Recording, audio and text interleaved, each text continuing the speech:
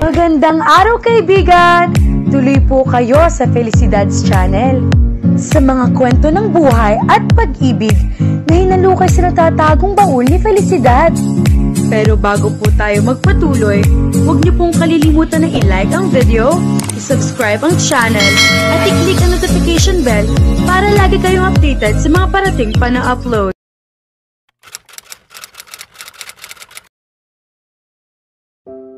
Tatlong buwan ang matuling lumipas. Nagustuhan na ni Ella ang kanyang trabaho. Nag-i-enjoy na siya. Sa gabi na lamang niya naiisip ang kanyang asawa. Nagtataka siya na magpahanggang ng mga sandaling iyon ay hindi pa rin siya kinakausap ng mga abogado nito. Busy rin naman siya palagi upang asikasuhin pa iyon. O kaya ay baka naman umaasa pa rin siya. Minsan nga ay naiinis na siya sa sarili niya. Bakit ba hindi niya malimut-limutan si Ramon? Kung tutuusin, pagkatapos ng lahat ng ginawa nito ay dapat na niya itong kamuhian, ngunit wala siyang makapanggalit sa dibdib. Nang gabing iyon ay may dinaluhan siyang social gathering. Pinadalo siya ni Sachi roon upang malibang naman daw siya. Nagpunta siya roon ng mag-isa. Mabuti na lamang at namataan niya sa di kalayuan si Patrick. Kumaway ito sa kanya sa kalumapit. "Hi, Ella. Mag-isa ka lang?" "Oo, ako lang. May ibang lakad kasi si Sachi Anya." "Ikaw naman? Mag-isa ka lang?" "Oo, mag-isa lang din ako." "Walang ka-date?"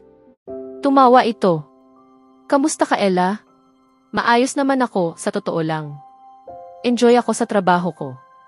"Oo nga." Sabi ni Sachi, "Workaholic ka raw." "Hindi naman. Mahilig lang talaga ako sa ginagawa ko, yun lang. Kukuha ako ng maiinom para sa'yo." "Anong gusto mo?" "Club soda lang sana." "Club soda? Naku, walang umiinom ng club soda dito, Ella. Kukuhanan na lang kita ng gin and tonic, ayos ba iyon?" Nagpasyanod na lamang siya. Umalis na ito upang kumuha ng inumin niya at habang hindi pa ito bumabalik ay pinagala niya ang mga mata sa paligid. May nakita siyang pamilyar na mga mukha, kaya naman nang nagbalik na si Patrick ay nag-ikot-ikot sila. Kahit masyadong maraming tao at maingay roon, nag-enjoy naman siya. Masayang kasama si Patrick. Malakas ang sense of humor nito, kaya naman palagi siyang nakangiti. Hindi naglaon ay niyaya siya nitong sumayaw at nagpaunlak naman siya. Nangingiti siya habang nagsasayaw sila. Mahusay itong magsayaw. Isang sexy na rhythm and blues ang tugtog at nagustuhan niya iyon. Nasabayan nila iyon ng maayos. At nang malapit nang matapos ang tugtugin ay kapwa na sila bahagyang pawisan. Siksikan kasi sa dance floor. "Paumanhin, pwede ba akong sumingit?" Agad siyang napalingon nang marinig ang boses ni Ramon. "Ramon," na biglang sabi niya. "Oo naman. Pwedeng-pwede." Ani Patrick na iniwan na sila roon. Aktong susunod siya nang hapitin siya ni Ramon patalikod sa baywang. Bumulong ito sa tainga niya. "Mag-asawa pa rin tayo kung nakalimutan mo na."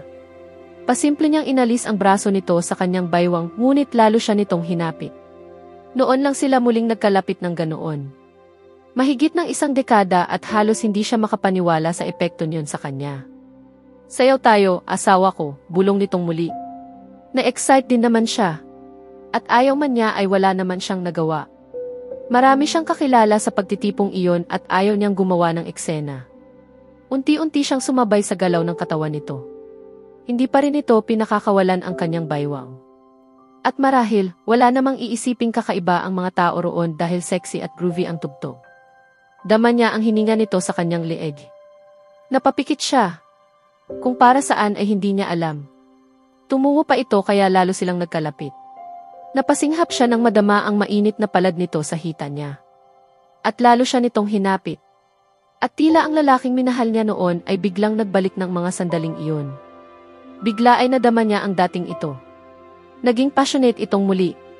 At nadama niyang muli ang pamilyar na init na dulot ng pagkakalapit nila nito. Bigla ay nagbalik ang kanyang isip sa Isla Patrial. Iyong panahong kapiling niya ito. At bigla ay naramdaman niya ang pagnanais na mapaiyak sa balikat nito, katulad ng madalas niyang gawin noon. Ngunit hindi na niya iyon maaaring gawin ngayon. Namalayan na lamang niya na nasa kasalukuyang panahon sila nang ibalik siya ni Ramon. Kung kailangan mo ng iba pang alagaan ang mga pangangailangan mo, huwag mo nang isipin pang lumapit sa ibang lalaki. Kasal pa rin tayo, Ella, tandaan mo yan. Anong lakas ng loob mo, Mariin, bagaman mahinang sabi niya. O nagpapanggap na dalagang birhen ulit, ano? Sarkastikong bulong niya sa kanya. Kilalang kilala kita, kaya pasensya na kung hindi ako naniwala. Muli niyang pasimpleng pinalis ang kamay nito. Tigil, asawa ko. Sasayaw tayo hanggang sabihin kong tigil tayo, gets mo? Iniharap siya nito. Ipinangunyapit nito ang kanyang mga braso sa lieg nito, saka siya muling hinigit palapit dito. Ramon, kailangan mong maintindihan, Ella, hindi mo ako basta-basta matatapon ng ganoon lang. Pinapitik pa nito ang mga daliri sa tapat ng kanyang tainga. Hindi ako maliit na bagay na pwede mo lang itapon. Dapat laging nandyan yan sa isip mo. Mahina ang pagkakasabi nito nyon, ngunit daman niya ang otoridad at galit sa boses nito. Sobrang galit na galit ako sa'yo, Ramon, garalgal ang tinig na wika niya. Hindi ito umimik, bagkus ay tila nanunuya pang ngumiti. Umakyat ang kamay nito sa kanyang braso, pataas sa kanyang lieg, habang ang isang kamay ay nanatili sa baywang niya.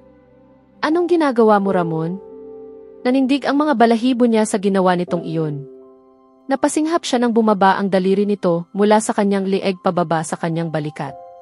Mababa ang neckline ng kanyang damit at umabot ang daliri nito sa itaas ng kanyang dibdib. Pakiusap, tigilan mo na yung ginagawa mo at pakawalan mo na ako, pakiusap niya. Ngayon, ako ang nagtatakda ng mga patakaran at ikaw, Ella, wala kang magagawa kundi sumunod, naririnig mo ba? Ramon, pakiusap. Gaano katagal ba nagkasakit si Teddy bago siya namatay?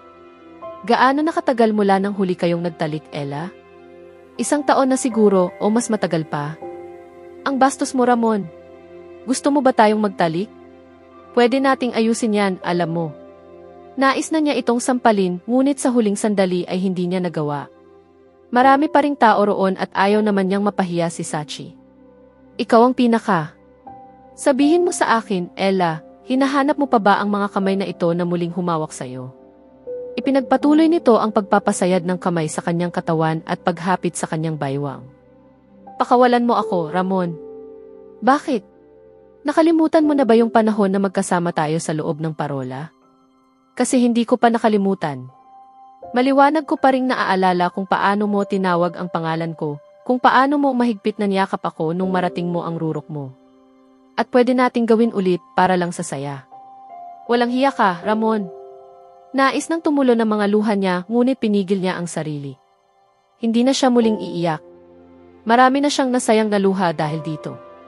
Lalo lang nitong hinigpitan ang pagkakahapit sa kanya. Sige na, Ella. Sa huli, asawa mo ako. Hindi pa natin na ipapaloob ang kasal natin at baka panahon na para gawin natin yon. Sa totoo lang, hindi ko pa nakuha ang nararapat sa akin.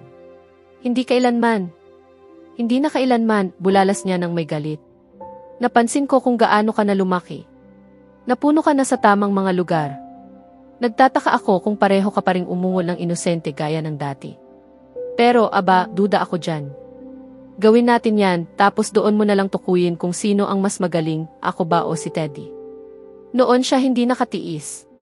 Ibinaon niya ang kuko sa batok nito upang maalis ito sa mahigpit na pagkakayakap sa kanya, saka siya nagmamadaling lumayo. Nasalubong naman niya si Patrick. Ayos ka lang ba? Tanong niya sa kanya. Ayos lang lahat. Kailangan ko na pong umalis, Patrick. Talagang na-enjoy ko ang gabi. Hanggang sa muli nating pagkikita, siguro. Sumakay siya sa kanyang kotse at nagmamadaling nilisan ang lugar na iyon. Agad na kinausap ni Ella ang kanyang abogado. Nag-file siya ng annulment. Nang maayos niya iyon ay tila siya nakahinga ng maluwag. Balik na naman sa dati ang takbo ng buhay niya. Nang araw na iyon ay nasa opisina lamang siya. Masyado siyang busy hanggang magtanghalian. Nagulat na lamang siya nang biglang bumukas ang pinto ng opisina niya at iluwaan yon si Ramon. Ano ito? Itinaas nito ang mga papeles na hawak. Tiningnan niya iyon at natuklasan niyang iyon na ang annulment papers. Annulment papers, ano pa ba? Sarkastikong sabi niya. Hinding-hindi kita bibigyan ng annulment, Ella, mariing wika niya. Pwede ba, Ramon, tigilan na natin to, wala itong pupuntahan. Nasagad na siya ng tuluyan. Hindi mo ba maintindihan? Hindi ka na kailanman magiging malaya muli, Ella. Pwede kang tumakbo palayo sa akin pero palagi kitang hahanapin. Pahirapan kita, naiintindihan mo ba? Hindi ko, sigaw niya. Siyempre, naiintindihan mo. Napakadali lang nito. Ikaw ang pumili ng lahat ng ito, Ella. Ikaw mismo ang nagdala nito sa sarili mo. Matuto kang panindigan ang mga pinili mo. Kaya sa susunod na gagawa ka ng malaking hakbang, mag-isip ka ng 2 beses muna. Handa akong ibigay sa iyo ang kumpanya kapalit ng annulment na iyan. Isa lang ang hihingin ko, wag mong palitan ang pangalan ng kumpanya. Nilapitan siya nito at marahas siyang hinawakan sa magkabilang braso. Wag lang palitan ang pangalan? Bakit? Sobra mo ba siyang minahal, Ella? Aba, may balita ako para sa'yo. Hindi ka na kailanman magiging malaya. Nakaposas ka sa akin at gagawin ko ang lahat para manatili iyon hanggat nabubuhay ako. Ang kaya mo na lang gawin ay ipanalangin na maagang mamatay ako. Natulala siya sa sinabi nito. Sabihan mo ang mga abogado mo na ihinto na ang kaso ngayon din o gagawin ko ang lahat para mapalitan ang pangalan ng kumpanya sa akin. Bakit mo ginagawa ito? Tanong niya nang nanghihina. Dahil wala kang ideya kung ano ang pinagdaanan ko. I-multiply mo ang misery mo ngayon ng 1,000 at hindi ka pa rin makakalapit. Pinakawalan siya nito sa kalumabas ng opisina niya. Nanlalatang napaupo na lamang siya sa silya. Alam mo, Ella, para mawala ang problema mo, sumama ka sa akin na mag-gym. Marahil ay sa kawalang maisuhestyon ay iyon na lamang ang sinabi sa kanya ni Sachi nang sabihin niya rito ang kanyang problema. Ewan ko ba, Sachi? Pakiramdam ko, mababaliw na ako. Bakit hindi ako pwedeng magkaroon ng normal na buhay, daing niya? Ang sagot ay pag-gym, kumpas ka na, girly. Hila-hila siya nito paakyat sa kanyang kwarto. Wala na siyang nagawa kundi ang magpasyanod. Nag-enroll siya sa Taibo class upang sabay sila nito palagi. Nang matapos ang klase nila ay nagyaya itong mag-night out. Nagpunta sila sa isang bar. Pumwesto sila sa isang sulok. Isang tila pabilog na couch ang upuan doon. Nang maka-order sila ng inumin ay namataan nila si Patrick. Hello, ladies, nakangiting bungad nito sa kanila. Hello, Patrick, halos magkapanabay nilang bati rito. May kasama ka ba? Tanong ni Sachi rito. Actually, naghihintay ako ng isang kaibigan. Mukhang hindi na siya darating, sagot niya. Bakit hindi ka nalang sumama sa amin, anyaya ni Sachi? Oo naman. Naupo ito sa tabi niya. So, kumusta na? Okay naman, Anya. Ikaw? Hindi pa naging ganito kaganda ang pakiramdam ko. Umiti ito sa kanya. Kaswal nitong ipinatong ang braso sa sandala ng inuupuan niya. Hinayaan lang niya ito. Mukha naman kasing wala itong ibang intensyon. Hindi naman nagtagal at nag-enjoy na siya sa kumpanya ng dalawa. Kapwa nakakatawa ang mga ito. Pansamantala ay nalimutan niya ang kanyang problema. Nang itaas niya ang hawak na baso ng Baileys and Cream, bigla ay nanigas siya. Sa di kalayo ang mesa ay nakita niya sina Ramon at Paula. Tila hindi naman siya pansin ni Ramon dahil nakikipagtawanan ito kay Paula. Nakadama na naman siya ng paninikip ng dibdib at agad niyang kinastigo ang sarili sa nadama. May problema ba? Tanong ni Patrick sa kanya. Wala. Walang problema, mayos naman ang lahat, sagot niya ng medyo kinakabahan. Nang muli siyang mapalingon sa mesa ni Ramon at Paula, natagpuan niyang nakatingin na ang kanyang asawa sa kanya. Madilim ang anyo nito. Napansin na rin siya ni Paula. Kumaway pa ito sa kanya na tila ba ipinagmamalaki na kasama nito ang asawa niya. Alam niyang hindi siya dapat makaramdam ng paninibugho at iba yung galit dito. Hindi ba't siya pa nga ang nagsuhestyon na magpaanal na sila ng kasal ni Ramon? Ngunit ng mga sandaling iyon, tila nais niyang sugurin si Paula. Mabuti na lamang at tila mabilis makahalata si Sachi. Patrick, sa tingin ko mas mabuti siguro kung aalis na kami. Marami pa kaming aasikasuhin ni Ella bukas. Kung okay lang sa'yo. Walang problema. Tumayo na sila nang tawagin pa siya ni Paula. Ella. Napilitan siyang lingunin ito. Nakakatuwang makita ka dito. Hi Mr. Sarmiento, bati niya kay Patrick. Hi, Sachi. Hello, matabang na balik ni Sachi, habang si Patrick naman ay kinamayan pa si Paula. Saka nga pala Mr. Sarmiento, gusto kong ipakilala sa'yo si Mr. Ramon Joaquin, dagdag niya habang ipinapakilala ang dalawang lalaki. Nagkamay ang dalawa. Siya naman ay nakangiti lang kahit nais na niyang kalmutin ang mukha ni Paula. Bakit hindi mo sabihin kay Patrick kung kaninong asawa ang kasama mo? Nais sana niyang sabihin, ngunit sa huling sandali ay napigilan niya ang sarili. Nais din niyang bulyawan si Ramon. Malinaw pa sa sikat ng araw na may iba na ito. Bakit ba sobra-sobra ang galit nito sa kanya? Nakatitig lamang ito sa kanya. Hindi niya mabasa ang ekspresyon sa mukha nito. Itinaas na lang niya ang kilay upang ipakitang baliwala ang mga ito sa kanya. So, paano, Paula?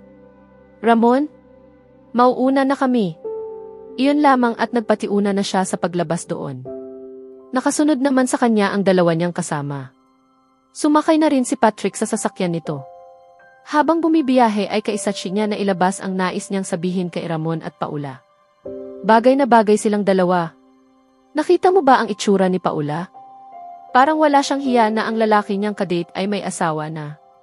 Grabe ang kapal ng mukha ng babaeng yon, bulalas niya. Ang babae yon, mas bagay sa kanya ang tawaging pukpok. Galit na galit ako sa pukpok na yon. Ang plastic niya. Palagi niyang kinokopya ang mga disenyo ko. Tapos nagagawa pa niyang umiti sa akin na parang walang nangyayari, ani Sachi. Diyos ko, galit na galit ako kay Ramon. Hindi Ella. Ayoko mang sabihin pero hindi mo siya galit. Mahal mo pa rin siya. Nakasulat sa mukha mo. Ang swerte niya. Ano sa tingin mo ang kahihinatnan ng lahat ng ito? Hula ko, either si Ramon na mismo ang magpa-file ng annulment kung pipilitin na siya ni Paula na magpakasal, o iiwan niya si Paula kapag pinilit siyang magpakasal. Sa kahit anong paraan, talo ka pa rin. Ano ba naman itong napasok mo? Hindi ko rin alam. Sa susunod na kabanata, mas lalalim ang komplikasyon sa pagitan ni Ella, Ramon, at Paula habang unti-unting naglalantad ang mga sikreto at tunay na intensyon ng bawat isa. Haharapin ni Ella ang mas matinding pagsubok sa kanyang puso at buhay habang sinusubukan niyang makalaya mula sa kanyang nakaraan. Kaya abangan natin